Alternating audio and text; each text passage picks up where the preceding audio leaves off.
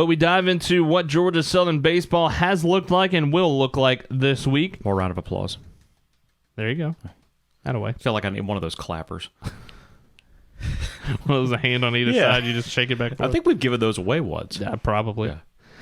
But Georgia Southern had a 3-game series against the Trojans of Troy. It was supposed to be Friday, Saturday, and Sunday. Turned into a doubleheader on Saturday. No midweek again because of exams last week. And so now, Thursday, I think it's Thursday at 3 o'clock is when everything is turned in. Grades are tabulated. Everything gets finalized. And it turns into just baseball for Georgia Southern for the next couple of weeks. But it started in a big-time way on Saturday with the doubleheader. Game 1, 24-1 for Georgia Southern on top of Troy. And we talked about it last week with Barry. This was a Troy team that came in playing probably their best baseball of the season. Yeah. Had just swept Georgia State the weekend prior, beat Sanford in a come-from-behind victory on Tuesday of that week. And so they had won their 5 previous games coming into the series. You get an extra day, and Georgia Southern, well, they used the rest. Well, Troy had also beaten Georgia Tech the week before in Midtown. Yeah. That's what got hidden in the fact that they had won their previous 5 games. Of course, we're going there on Wednesday, and we'll talk about that more later on. But to see the offense click as well as it did early, and part of the reason was because Ty Fisher had a 7-pitch top of the first inning. Georgia Southern scores 7 runs in the bottom of the first. Jesse Sherrill gets it started like he has so many times this year, reaching base after multiple 2-strike foul balls, but it was just so many barrels.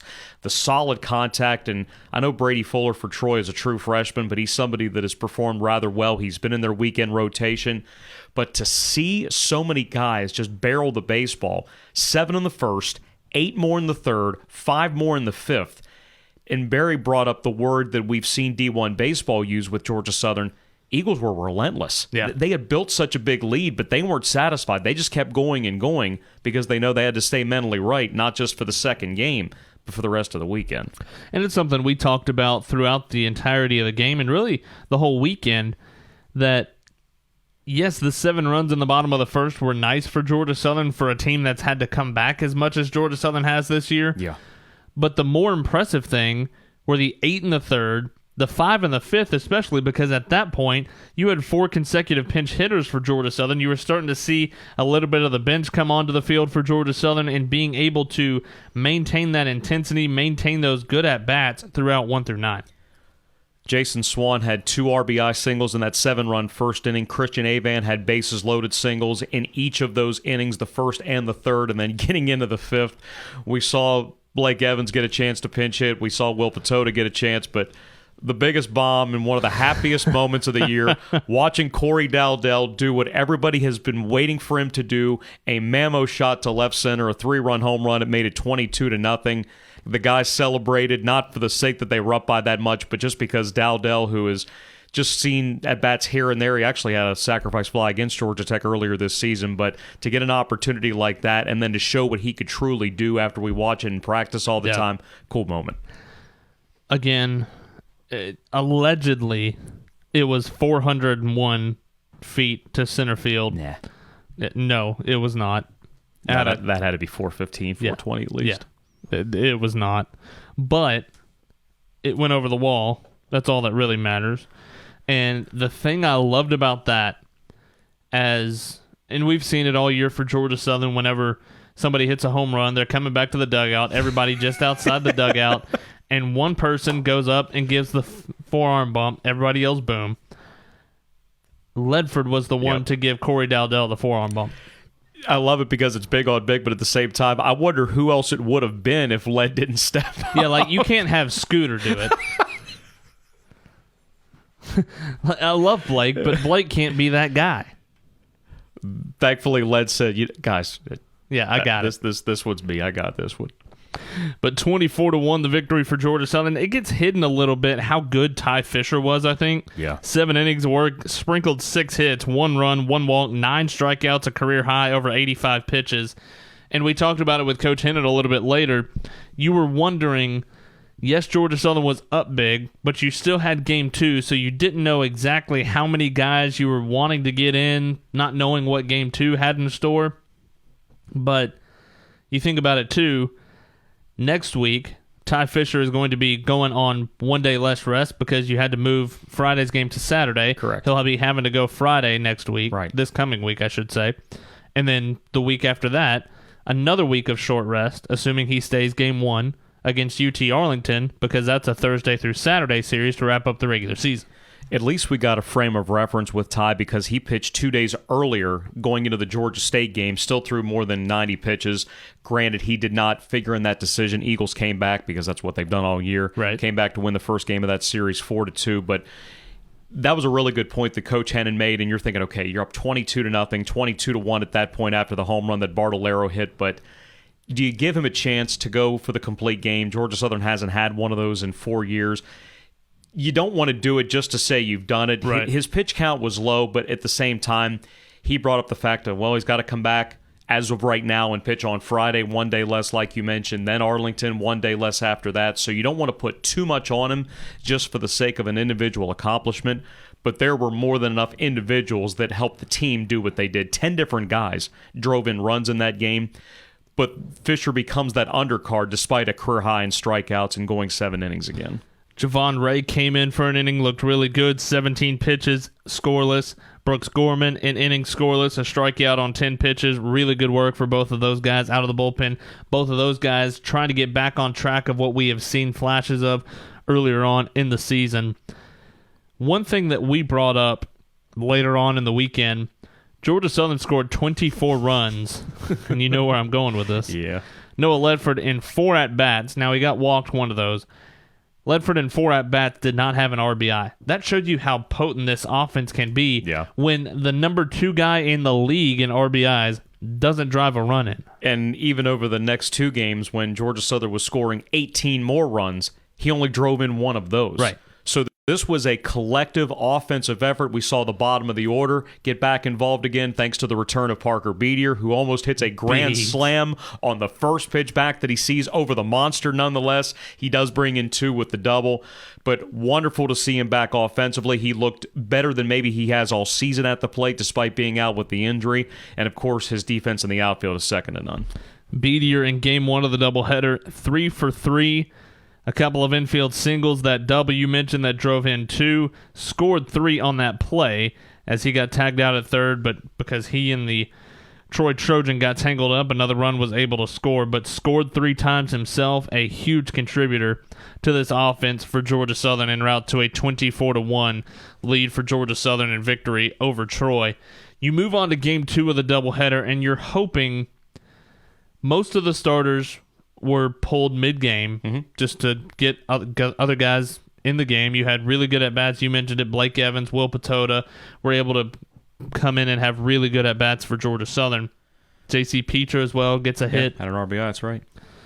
You move into game 2, and you were trying to figure out where Georgia Southern was going to be mentally more so than physically. Physically, you knew they were going to be fine. You'd had the week off because of exams and all of that, but you come into game 2 mentally, where were you going to be, especially against Rigsby Mosley, who everybody calls him the natural and for good reason, but Mosley comes in, he's the starter. He was going to start game 1, but because it got pushed back, Skylar Meade decided to move him to game 2 for whatever reason.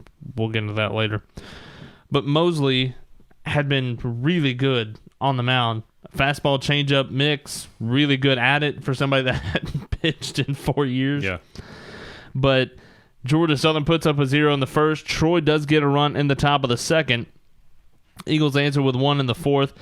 But you were trying to figure out how Georgia Southern was going to take the gut check when Troy scores 3 in the fifth. You're down 4-1. Yeah. Georgia Southern answers with a big 2 spot in the bottom of the 5th inning to cut it to 1, and then it was on from there. With Mosley, mostly fastball changeup, a reliever can get away with that because most of the time you're not having to go through the order multiple times. Yeah.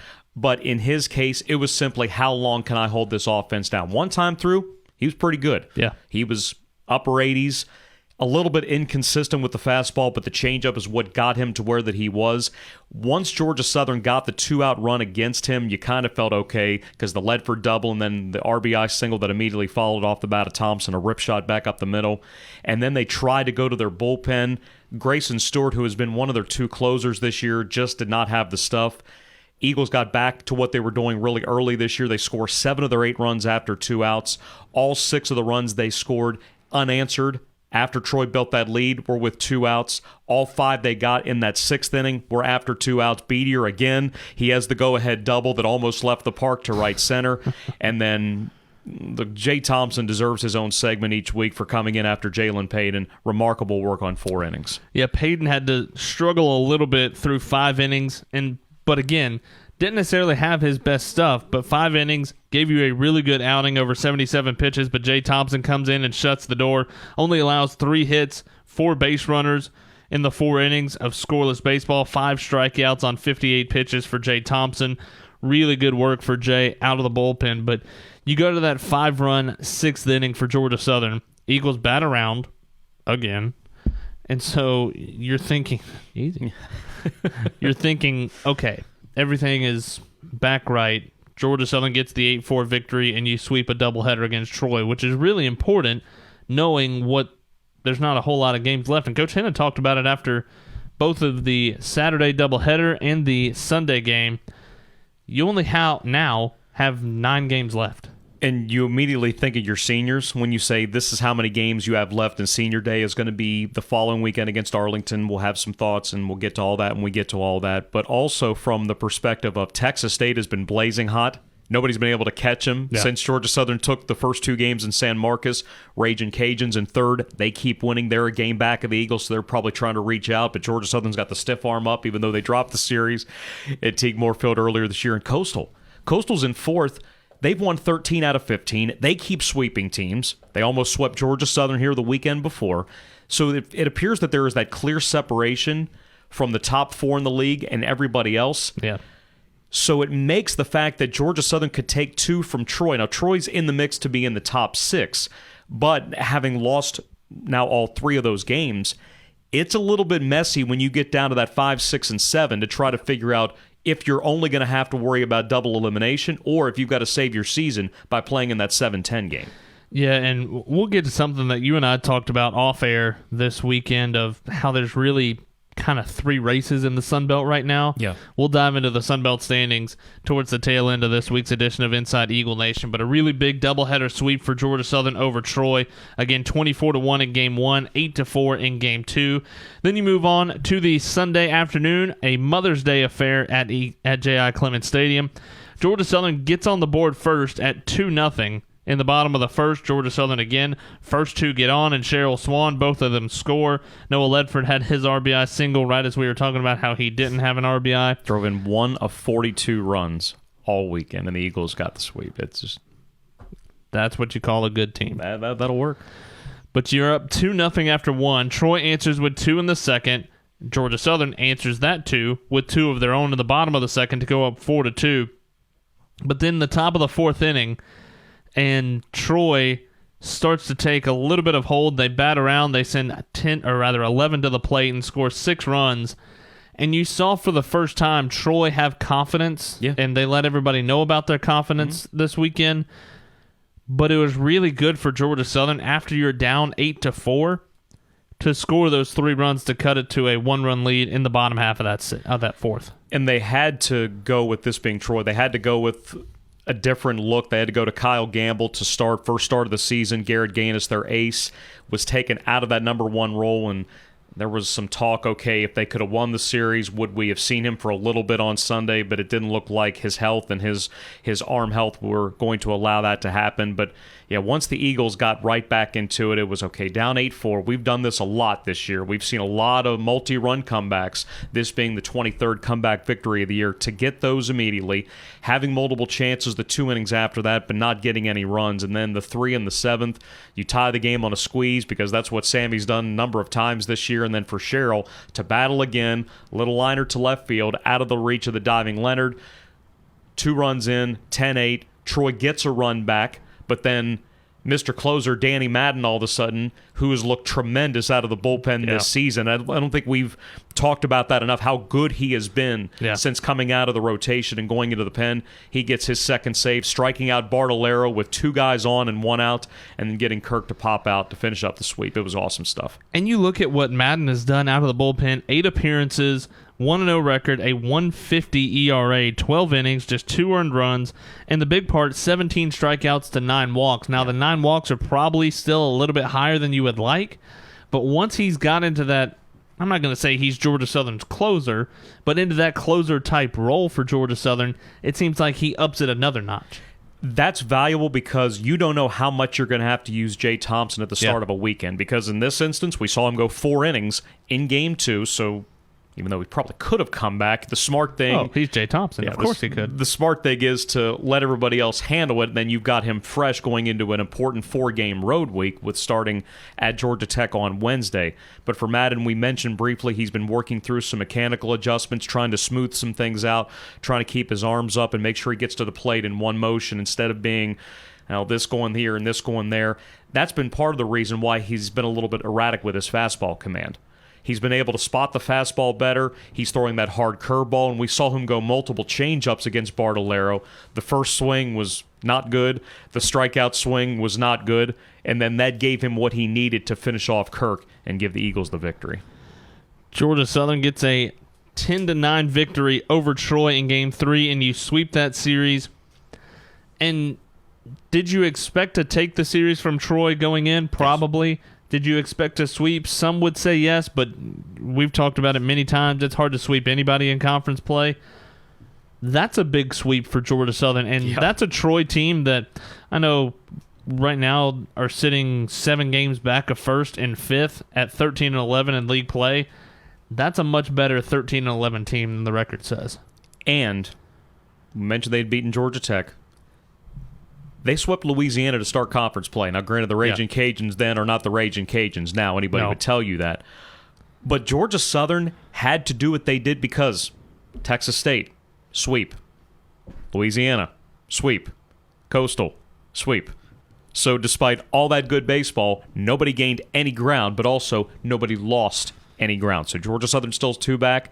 You've got the Cajuns that are 3 back. You got Coastal Carolina, they're 4 back with 2 weekends left.